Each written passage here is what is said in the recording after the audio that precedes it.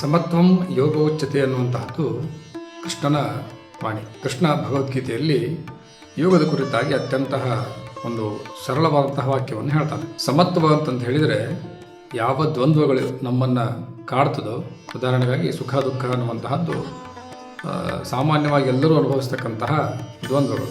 ಸುಖ ಬಂದಾಗ ನಮಗೇನಾಗ್ತದೆ? ಅತ್ಯಂತ ಸಂತೋಷ. ದುಃಖ ಬಂದಾಗ ಅತ್ಯಂತ ದುಃಖ. ಮತ್ತು ಯಾವಾಗಲೂ ಸುಖವನ್ನೇ ಬಯಸ್ತೇವೆ ನಾವು. ಈ ರೀತಿಯಾದಂತಹ ಮನಸ್ಥಿತಿ ಏನಿದೆ ನಮ್ಮನ್ನು ಏನು ಮಾಡ್ತದೆ? ವಿಚಲಿತರನ್ನಾಗಿ ಮಾಡ್ತದೆ. ನಮ್ಮಲ್ಲಿ ಗೊಂದಲಗಳನ್ನು ಹುಟ್ಟುಹಾಕ್ತದೆ. ಹಾಗೆ ಆ ಗೊಂದಲಗಳು ಬರದೆ ನಾವು ಯಾವಾಗಲೂ ಒಂದೇ ರೀತಿಯಾಗಿರುವಂತಹ ಸ್ಥಿತಿ ಹೊಂದುವಂತಹ ಪ್ರಕ್ರಿಯೆ ಏನಿದೆ ಅದಕ್ಕೆ ನಾವು ಯೋಗ ಅಂತ ಕರಿತೇವೆ. ಆ ಯೋಗ ಅನ್ನುವಂತಹ ಪ್ರಕ್ರಿಯೆ ಏನಿದೆ ಅದರಲ್ಲಿ ನಮ್ಮ ಮನಸ್ಥಿತಿ ಹೇಗಿರ್ತದೆ? ಸುಖ ಮತ್ತು ದುಃಖ ಎರಡರಲ್ಲೂ ಒಂದೇ ರೀತಿಯಾಗಿರ್ತದೆ. ಆ ಸಮತ್ವದ ಭಾವವನ್ನೇ ನಾವು ಯೋಗ ಅಂಥೇಳಿ ಹೇಳ್ತೇವೆ. ಆ ಸಮತ್ವದ ಭಾವವನ್ನು ಹೊಂದಲಿಕ್ಕೆ ಏನು ಮಾಡಬೇಕು? ಅದಕ್ಕಾಗಿ ಪತಂಜಲಿ ಮುನಿಗಳು ಅಷ್ಟಾಂಗ ಯೋಗವನ್ನು ನಮಗೆ ಹೇಳ್ಕೊಟ್ಟಿದ್ದಾರೆ. ಯಮ ನಿಯಮ, ಆಸನ, ಪ್ರಾಣಾಯಾಮ, ಪ್ರತ್ಯಾಹಾರ, ಧ್ಯಾನ, ಧಾರಣ, ಸಮಾಧಿ ಅಂಥೇಳಿ 8 ಯೋಗದ ಅಂಗಗಳಿವೆ. ಅವುಗಳನ್ನು ಆಚರಣೆ ಅನುಷ್ಠಾನ ಮಾಡೋದರಿಂದ ನಾವೇನು ಮಾಡಬಹುದು?